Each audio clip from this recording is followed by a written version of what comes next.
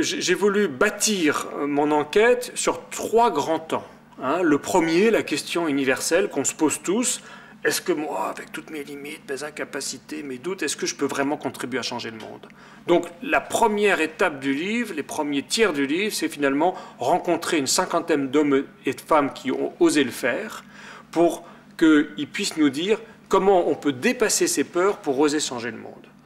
Et je rends hommage aux étudiants du master d'humanitaire parce que ce sont des hommes et des femmes qui font ce pari-là, qui dès leurs études inscrivent dans la génétique de leur vie et dans leur formation le fait qu'ils disent « oui, je peux contribuer à changer le monde ». Donc ça, c'est quelque chose d'essentiel. Bravo à l'IRCOM et bravo aux étudiants qui font ce chèque en blanc sur la vie.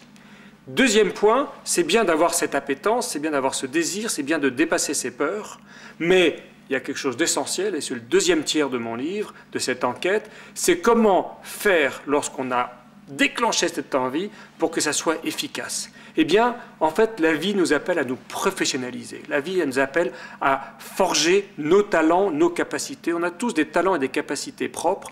Il faut les travailler, il faut les structurer, et il faut apprendre à en devenir professionnel. Et je pense que l'immense enjeu, et là je rends hommage non pas aux élèves, mais aux profs du master, c'est à dire à ses élèves, c'est bien d'avoir un gros cœur, mais il faut savoir mettre des talents et des compétences au service pour qu'il y ait une tension créatrice entre la tête, les talents et le cœur.